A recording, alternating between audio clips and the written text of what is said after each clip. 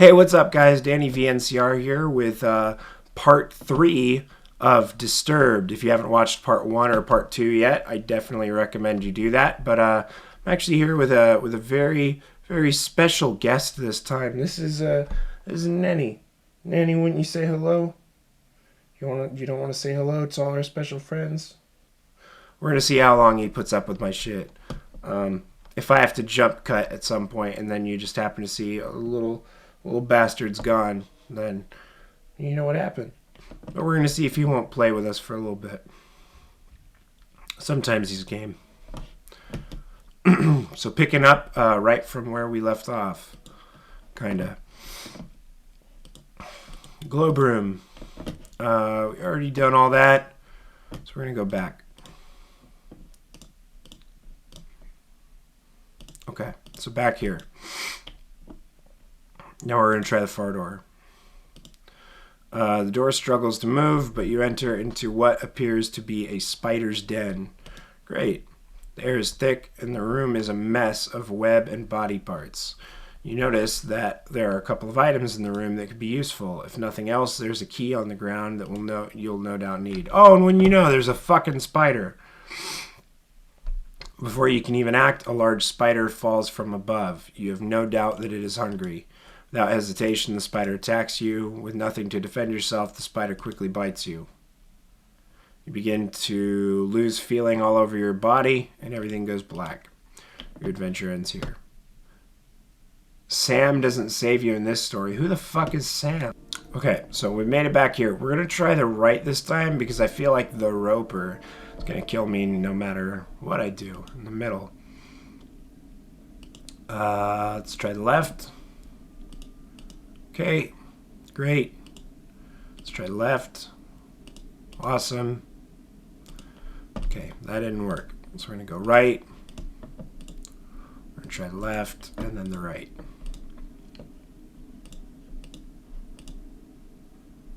Ooh, look, a shib. As you make your way forward, you discover a large cavern. An old-looking ship rests against the edge of the lake with debris scattered about the surrounding area. Yeah, let's inspect the ship. You shitting me? You cautiously walk down towards the ship. The air is chilling, and you fear it won't be a good idea to stay too long. The possibility of discovering something that can help you drives you to explore. Okay, we're going to save then real quick. Climb aboard the ship. As you take a moment to observe your surroundings, you are welcomed by the trickle of water brushing against the wood of the ship. You move about to see where you can go. Every footstep you take feels heavy as you hear the sound of wood cracking under your feet. You feel the ship has been here for quite some time. You explore under the deck of the ship. Nothing but the sound of your footsteps bounce against the structure of the ship. From one room to another, you come to discover a kitchen. Although there is nothing unique about it, you feel you should take a moment to inspect it. You pull one out after another, finding that they have been emptied. Dust spreads about the air as you disturb their rest. Checking underneath, you discover a rusty knife resting on the floor. You find that there are plenty of hardened rat droppings dotting the edge of the wall. Take the knife and hope that you can defend yourself with it. Cool. Now let's check the oven. See a lone pot resting on a dusty stovetop. You gaze downward and open the oven door. Nothing but ash fill the oven chamber. You close the oven door. Okay, let's move on. Continue your lonely tour of the ship, only to find that there is nothing of use or value. Make your way back. Again, you find nothing but empty rooms left to remain in the dark of solitude. Discover a door with fancy markings about the woodwork. Perhaps this is where the captain resided. Discover the room of the captain. Unlike the other parts of the ship, everything seems to have been left alone in this room. Before you rests an old wooden desk with papers and assumed belongings of the captain. There's a small bed near the corner of the room and some chairs in the other. You have a feeling deep down that you shouldn't take anything other than the lamp and other objects. There is a small stack of papers in the contrast to a lone paper resting by itself. Approaching the desk, you begin to inspect the papers resting on the desk. Whoops, I didn't mean to do that. So we're going to save over this guy real quick.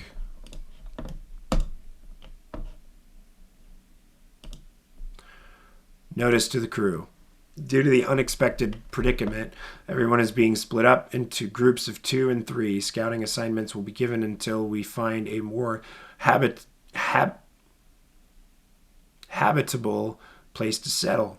For now, we must do what we can. Peering about the pages of this collective pile of documents, you realize that most of these are personal notes or journal entries. You pick a few and begin to read. Day 7. The voyage has gone quite smooth as we begin our second week away from home. The spirits of the men are high as we anticipate the discovery of new lands that lie beyond our documented knowledge. It has been my dream to accomplish something world-changing. Together we move forward with full hearts and unbreakable spirits. Day 66. So 59 days later. It has been just over 2 months. Yeah. I'm sorry, yeah, my math is... Okay, anywho. It's been just over 2 months out at sea, and we have yet to discover anything new. We have suffered through many storms, and sickness has plagued the ship recently. Several of my favored crew have passed on to the next life. I see growing doubt in the eyes of my fellow laborers as our voyage continues day after day. Food rations have been cut in half, in fears that we may have to turn back. I dare not let myself think of failure. Those men who have lost their lives, the sacrifices to make this voyage possible, I cannot let them be in vain.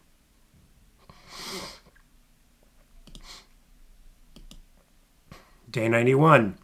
It has come to roughly 3 months out here on the endless blue. With much pain, we have turned around. Yes, we are headed for home port. We have just enough food to make it back. I just hope we have a smooth journey back. The spirits of the crew are low and bitter due to our failure. I do not let myself get caught up in thinking of it. Truly, we did not intend for this to happen. Okay. Seeing that there is little left to see, you take your leave. The wood under your feet clackle as you exit the vessel. You make your way back to where the tunnel divides. We're going to go left. Okay. So now, oh shit. So yeah, we're going to go right. Real quick, save over that. Yeah. And then we are going to go right. A mushroom.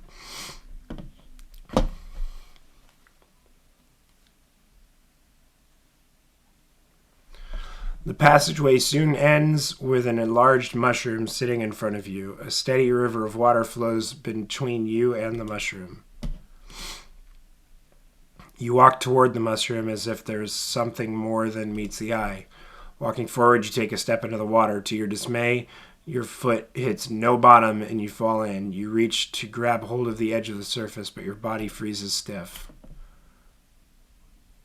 You lose your sight completely as the chilling water sends your body into shock. Without any sense of touch and warmth, your lifeless body sinks into the darkness. Your adventure ends here. Okay, sorry I jumped away for a little bit and got myself a spot of tea and some lozenge action, and hopefully I can speak a little a little better now. So we're gonna go back in. Okay, so we're going to essentially, was this, yeah, that's what I thought. Okay, so we are going to essentially try and leave. So, well, actually, you know what? Let's try going right this way and see if that makes a difference. Subtle echo, shifting rocks. It has the same. Can we skip this whole thing? No. Oh, I got to cut it. Jesus. Okay. Wait a minute. Hang on. Let's see. You remember the knife you have found and struggle to bring it out. With success, you hold the knife and begin to cut away the appendages that bind you. The room vibrates as you do cut, and the creature immediately leaves you alone. It takes you a moment to catch your breath. You come to a divide. Which way do you go? Let's try left. Okay, that brings us back here, so we're going to try that again. No, we're going to try right. Okay. The path you walk comes to an end. Before you shines a pillar of light. The light rests on a corpse that seems to have been here for quite some time. Near the corpse stands a lone flower. For some reason, you feel hope enter your heart as you gaze upon the flower. There is something special about the scene, but you can't put your finger on it. Perhaps it may be best to leave it in reverence for now. Okay. So now we're essentially going to try and leave and see what we can't find diddly-eyed along the rest of the way. Okay, so now we're back at the path split. Oh, those are the only options we get. Wow. Okay. I'm not really sure what to make of that. We might, might have to go further back than that. But let's see. Yeah. So here's actually what we're going to do. We are going to go back to about, I think, the first save.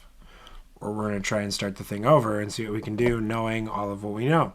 Okay, so now we're back at the very first thing. We're actually going to check the shed in the house and see if there's anything we can bring along with us. You attempt to open the shed, but the door won't budge. You remember locking it some time ago, but you can't remember what you did with the key. So it's probably in the house, my guess. Entering the house, you feel a subtle uneasiness as if the growing blight outside has penetrated the walls of your safe haven. From what you see, however, everything is the same as you left it. Perhaps this may be a good way or a good time to just lay in bed and wish that your problems will just go away.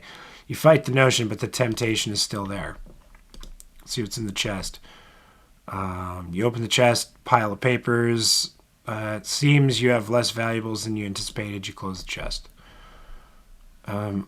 Yeah, okay, let's get a little backstory. Reading the journal. Dear Journal, another usual day on the farm. The crops are growing with good health. Bethany is also doing quite well. I'm assuming that's the cow. Never disappointed with the milk she provides. It is the cow. Unless he's milking his wife. Maybe that's what they're into. I don't know. If things continue to go well, I may be able to invest in more animals. A farmer can only be so social with a cow. I think Gilbert Gottfried would disagree with his whole sheep story. Dear Journal, today has been an unfortunate day. Somebody broke into my shed and stole some things. I usually don't mind if someone steals a bite to eat from the garden, but to take my equipment, well, I put a lock on the door and hid the key. Nobody will ever get into my stuff again. Dear Journal, I woke one night to find a foul smell I have never come across before. I took a step outside to see what I could find, but I found nothing after searching about the farm. Whatever it must be bad. I should make a trip into the city to see what this is about. We're actually going to... Can we open the... Yeah, that's what I thought. We're going to lay in the bed and we're going to see if this prompts a new option, perchance. You lay in your bed, fall asleep to the light sound of wind blowing against the grass. You begin to hear whispers and chants, but you can't make anything. An image appears before you, a stone, glowing as if it were alive. The chants get louder as your vision grows in more detail. You reach towards the stone with your hand. As your finger makes contact, a clash of thunder rattles around you. Your clothing and skin start to flake away like dust in the wind. The particles flow into the stone, sapping the life from your bowed. You feel pain you have never experienced before, and fear begins to flood over you. You suddenly see yourself laying in bed, never to wake up again. Cool. I am your nightmare is the achievement. So we're going to go ahead and start that again real quick. Okay, so obviously nothing doing in the house, can't open the shed. I do specifically remember that we can get a key somewhere out here. We're going to see if we can't find a key for the shed. He said he's hidden it, so we're going to check. First, let's check the pen because we've tried the others. Toxic fume burns your nose and you enter the pen. Your poor cow lays lifeless on the ground. Aw, Bethany. as a growing blight slowly begins to consume her body. You feel sick to your stomach as you stand here, especially as you stare at the black mushrooms that dot the ground. Yeah, okay. You kneel down and grab a mushroom. As you begin to rip it out of the ground, a cloud of spores spray from the mushroom. Your hand begins to burn and melt as you observe them. Slowly, your Slowly, your body shrivels up into a dark, moist consistency as the poison spreads. You die, eventually, after crawling about on the ground. Your adventure ends here. Okay, so inspect the water. Inspect the water, looking for anything abnormal. You notice that the water has a dark consistency to it. Dropping a stone into it, black particles from the bottom swirl about like a thunderstorm. Your face shrivels in disgust. I'm not going to mess with that. Not again. Okay, follow the path. We all remember this from the first video, presumably. If not, go watch the first video. We're going to check the cave. We didn't do that before. There's a faint whistle from the wind passing between the rocks. The temperature significantly cools as you enter the cave. You notice that there's a different smell, but you welcome it, comparing it to deathly blight found outside. Yeah, okay. Oh, hey. Before you take your next step, a large bear emerges from the darkness. You realize that you've made a terrible mistake, even thinking that something helpful could be in here. Yeah, I'm not going to fight the bear. The moment you turn to run, the bear roars with a deep growl, shaking the loose stones about the cave. All you can think about is making it back home in one piece. That's such a great picture, you guys. Well, you make it to the trial. Then the bear catches up with you, tackling you to the ground. You scream in pain as the bear rips you apart. Your adventure ends here. Scratch another off the list. Yeah, well, that's kind of what we've been doing all along. Okay, so back to the cave. We can check the path. Okay, so there's a key here. I remember this. We're going to see if that key works for our door, even though... Oh, son of a bitch. Well, I mean... Yeah, okay. Well, let's see what we can do. We're going to check this homeboy's house.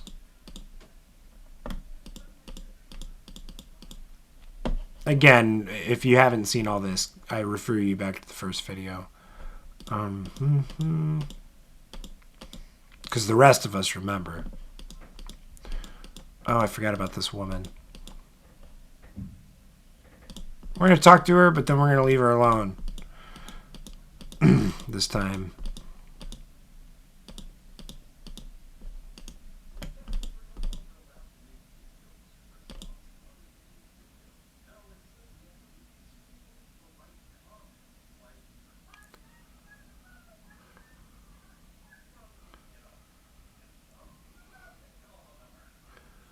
So guys, I have to say, I haven't really found this game scary in the slightest, but that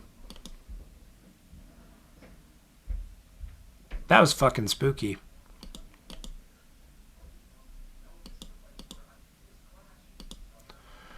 Okay, well, we're gonna take a nap.